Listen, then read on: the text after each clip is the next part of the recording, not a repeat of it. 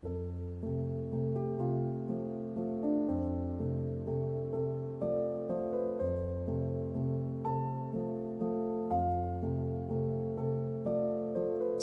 of Living the 80-20 Way by Richard Koch. Introduction. Imagine working just 2 days a week and gaining better results and pay than you do working a full week. Imagine finding a simple solution to your problems that can help you make a living, earn money, find success, and even find happiness and fulfillment. All of this sounds too good to be true, right? Well, it's not. What if I told you that you could transform your life by following the 80-20 way? When you follow the 80-20 method, you can expect a real change in your life by doing less. Based on the 80-20 principle intended for business readers, the 80-20 way can now be applied to anyone willing to make a change. You no longer need to be a big-time business executive to understand or apply the 80-20 way to your life. Throughout his follow-up book, Koch shows you how to apply less is more and more is less to yourself, work, and success, money, relationships, and the simple, good life, and will help you develop a personal action plan to transform your life. Chapter 1. By working less, you can achieve more. If you think about it, all progress in civilization involves getting more with less. For example, nearly 8,000 years ago, humans moved from hunting and gathering to a system of agriculture in which they cultivated land and domesticated the animals. Then, an agricultural revolution led to the creation of machinery that transformed our productivity. 300 years ago, 98% of the working population worked on the land. Today, however, only 2 to 3% of the workforce in developed countries is involved in agriculture. Yet we produce much more food than we did all those centuries ago. In other words, we're producing more with less. Similarly, just 40 years ago, computers were massive and clunky and cost a lot of money to manufacture. Today, computers are becoming faster, smaller, and even cheaper. We're getting more results with fewer resources. This is the 80-20 principle in action. Unfortunately, we as a society fail to use this principle in our private and social lives. Instead, we feel that we must continue to build our careers and work ourselves to the point where we have no available time or energy for our friends, family, or activities that we actually enjoy. So how can we use the 80-20 principle in our daily lives? The first step might be as simple as pausing and asking yourself, how can I get more with less in this project? What few things could I focus on that will generate the bulk of the benefits from this project? Here's where personal time management skills will unleash the power of the 80-20 principle. When you realize that there's no such thing as too little time, you begin to organize yourself to be your most productive. For instance, when you're in the zone, you can accomplish in just a few hours what would have usually taken days, weeks, or even months. Say you're self-employed and give yourself just 2 days to work on a project that would normally take a week. If you give yourself an entire week, you might find yourself procrastinating and working on things that are just a waste of time. If you spend just 2 days a week on your most valuable activity, you should be able to get 160% of the value that used to take 5 days to generate and still have 3 days left over to do what you want. Chapter 2. The 80-20 three-step process. When it comes to the 80-20 principle, there are 3 steps to make dramatic improvements in your life. Like you would a vacation, first you have to choose a destination. Ask yourself where you want the 80-20 principle to take you. Your destination should be a place that reflects what you truly care about. So begin by reflecting on what part of your life is most important to you. To see this in action, we can take a look at Steve, a restaurant owner in Cape Town, South Africa. Steve decided that he wanted to start living an 80-20 life, so he began by identifying the professional and personal areas he wanted to focus on. The most important things for him were starting a business, focusing on hospitality, and then working on his rock music and teaching.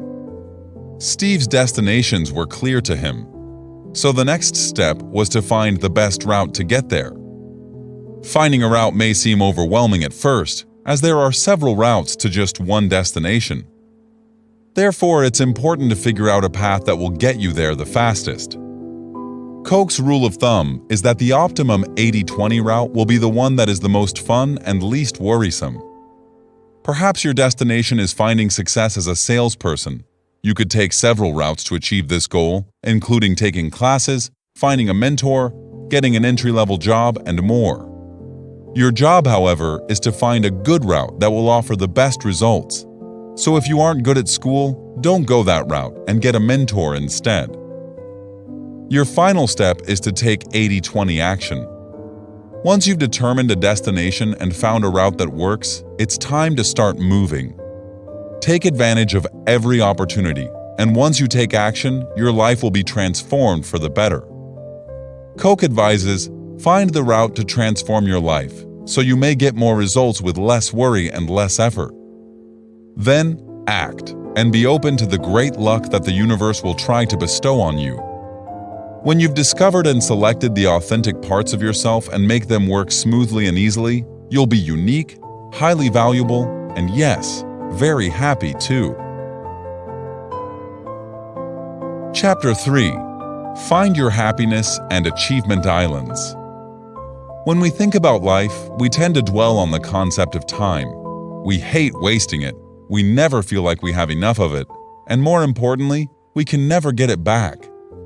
Even worse, why do we feel as if time flies when we're having fun, but drags on when we're bored or working? But what if we could switch them? If we make the good times long and the bad times short, we revolutionize our lives. So how can you do this? Find your happiness islands. Happiness islands are the small spaces of time when we are at our happiest. So think about the last time that you were truly happy. Then think about it all the times before that. What does each of these moments have in common? Were you with a particular person, in a special place, or doing a particular activity? What are the common themes? Next, it's time to figure out how to multiply the amount of time you spend on your happiness islands. For instance, perhaps your happiness islands make up 20% of your time. So how can you increase that to 40, 60, or 80%? If 80% of your time leads to only 20% of your happiness, then which activities can you cut to free up your time for things that make you happy? There are many activities that we partake in that don't make us happy. For example, surveys of people watching television reveal that very few people are happy after watching hours of TV. In reality, they feel mildly depressed. Of course, if television makes you happy, then keep watching. If it doesn't, then stop. Next, you need to identify your achievement islands. These are the times when you are the most creative or productive. Identify the times in the past in which you were the most productive, or when you achieved more in just a few minutes and added value to yourself or others. Perhaps you're most productive when doing a particular activity, or when you're working with a specific person, or even at a specific time or place. Once you've identified these islands, you can begin to focus on what makes you happy and how you can be productive. For example, Richard Adams, a bureaucrat in the British Civil Service, found he was happiest when telling stories to his daughters. Therefore, he began to write down these stories during his free time. These stories eventually became best-selling books, all because he decided to focus his time on his happiness and achievement islands. At the end of the day, everyone has the same amount of hours in the day, so start using it wisely and be as productive and happy as possible. Chapter 4. The 80-20 Principle for Money. When it comes to money, 20% of the world's population owns 80% of the world's money. Why is that? The magic of compound interest, of course. Even Albert Einstein knew the power of compound interest, calling it the greatest force in the world. The wealthiest people in the world use the 80-20 principle to earn their fortunes by simply investing their money and letting compound interest do the rest. even a small amount of money can produce unbelievable returns. Today, earning money has become a trap. Many of us become so busy earning money that we forget to pause and enjoy the fruits of our labor. Therefore, it's time to take a page from the wealthy and learn how to use the 80-20 principle with your finances. First, what's your destination when it comes to money? Here's the time to get specific. Don't just simply say you want to be free of money worries. Instead, define what that means to you. Does that mean you have enough to live on for 6 months, a year, or more? Do you want enough money to buy your dream home, become a millionaire? The destination is up to you. Next, you'll need to find your financial route. It's likely that your route will involve saving and investing. Of course, if you want to invest, then you need to have some money in your savings first. Some people may think saving is impossible, but it's not. Consider having 10% of your income automatically transferred into a savings account before you even have a chance to spend it. Remember, the earlier you start, the longer the time period you're allowing for compound interest to work its magic. Let's take a look at Steve and Helen, who used the 80-20 principle to buy a $60,000 apartment. Together, their annual income was $78,000, and they lived paycheck to paycheck, making it seemingly impossible to save money. Instead, they automatically transferred 10% of their paychecks into a savings account. Steve and Helen set a destination, found a route, and took action.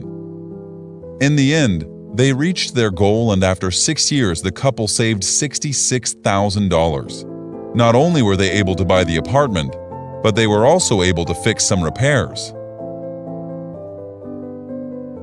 Chapter 5. The 80-20 Principle for Relationships. Think about the relationships in your life. In what area are they thriving? More importantly, how could they improve? In today's modern world, we find it increasingly difficult to build strong relationships. We're too busy to give the time and effort that relationships need to be successful. Families are even outsourcing activities to others that used to be a basic part of their family relationship. We're getting more babysitters, picking up takeout instead of cooking, hiring maids instead of cleaning, and putting our elderly parents into homes. Luckily, the 80-20 principle can help you in your personal relationships too. 80% of our relationship satisfaction is generated by 20% or fewer of our relationships. In other words, less than 20% of your friends will contribute to 80% of the meaning and value that you derive from friendships. Therefore, we need to concentrate on the few relationships that matter to us, particularly those with our romantic partners. In fact, romantic relationships are proven to be the most important ones in our lives. One study showed that people who scored in the top percentile for happiness were those involved in a romantic relationship. While 40% of married Americans say they're extremely happy, only 23% of unmarried Americans can say the same. Of course, marriage doesn't automatically mean happiness. You must have a strong relationship that fosters and supports your happiness. This is when you should focus on your 80-20 destination. What do you want from your personal relationships? What values are important to you? Once you decide your destination, you can work with your partner to find a route that works. When it comes to deciding your route, think about how you can build a better relationship for less time and less effort. For example, when Steve met Helen, he sought to make her happy and realized that she wanted him to simply be home on time and be a source of support. Of course, she also loved surprises. By focusing on these routes, Steve identified 3 important things he could do to take action to make Helen happy. Therefore, it's important to sit down with your partner and communicate a productive way to build a strong foundation for your relationship. Chapter 6. The 80-20 Principle and the Simple Life. In today's modern world, we have a skewed sense of happiness. Many people think they need wealth to buy the things they assume will bring them happiness. Advertising agencies, for instance, focus on keeping people addicted to work so they can continue to buy the never-ending range of new and better products. To stop this mode of thinking, take a moment to stop and think. What do you truly need to make you happy? it's probably much less than you think. For instance, the Greek philosopher Epicurus claimed the basic components for a good life are simply food, shelter, clothes, freedom, and thought. That's it. In other words, less is more, just like the 80-20 principle. Epicurus practiced this philosophy by living a life of simplicity, living with 7 friends in a commune. They relied on the land for food, and they didn't worry about accumulating wealth for the sake of buying material items. Instead, they spent their time writing books or sharing ideas. Perhaps it's time to apply Epicurus's philosophy to your own life. Once again, focus on your 80-20 destination and think about what a simple and good life means to you. Begin by writing a description of your ideal life. Perhaps think about the items that you have that provide you with happiness. What do you genuinely need? How often do you use the items you currently own? Why are you working so hard to buy more things you'll never get around to using? Next, find your routes. Find options that are both simpler and better. Eliminate the things in your life that cause worry and add little value. Perhaps think about how you can reduce the clutter in your own life or how you can spend happiness in simple things. Finally, it's time to take action. Decide on 3 immediate steps you can take to move towards your destination and ideal life. Let's take a look at Anne, a successful account executive in advertising. Her job paid her well, but she was always exhausted and stressed. Tired of being unhappy, Anne quit her job and moved from a huge apartment into a one-room studio.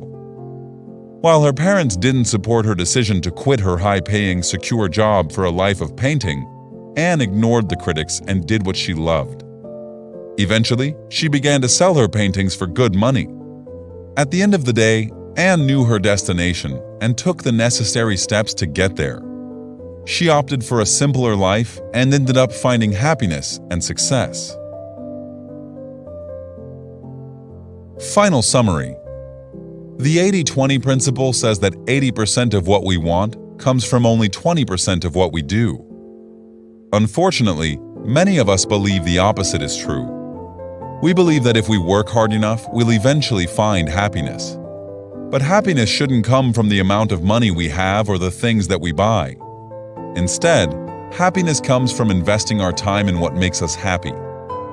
To truly find happiness, we can follow the 80-20 principle's 3 steps. Determine a destination, find the best routes, and take action. We can apply these steps in every area of our lives, including our finances and personal relationships.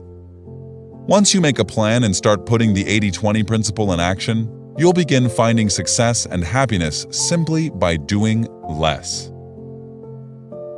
This has been a summary of Living the 80-20 Way by Richard Koch.